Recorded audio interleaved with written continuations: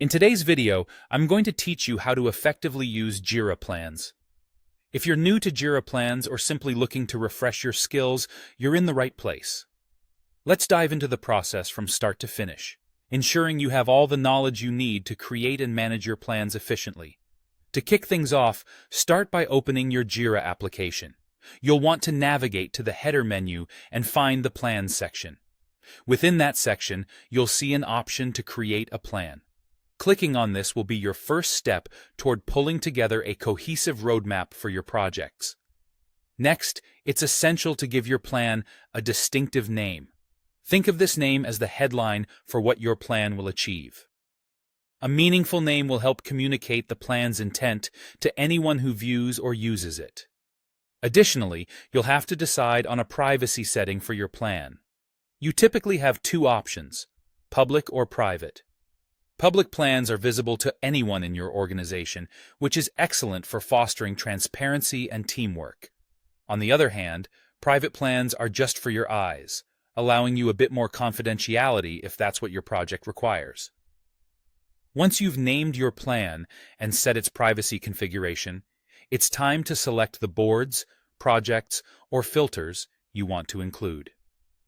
This step is crucial because it refines the scope of what information your plan will cover.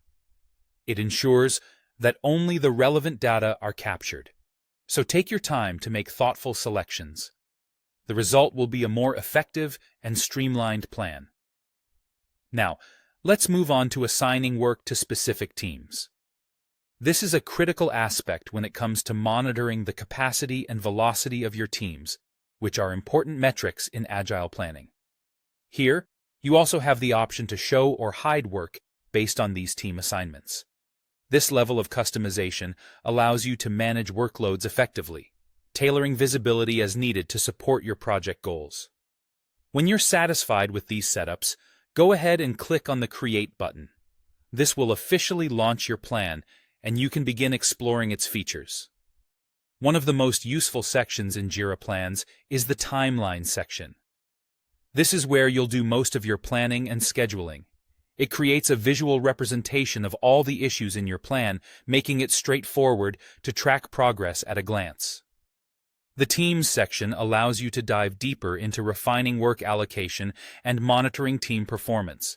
It's an ongoing process that ensures you're aligned with your teams throughout the project. Then there's the Releases section, which is critical for configuring and managing releases linked with your plan. This helps keep your project on track, ensuring no deliverables are overlooked.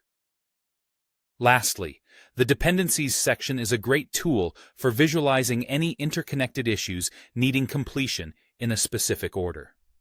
Recognizing these dependencies can help you prevent bottlenecks and facilitate a smoother project flow.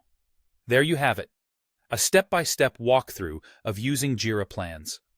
I hope this guide empowers you to manage your workflows better, making your planning process more seamless and effective. Thanks for watching, and happy planning!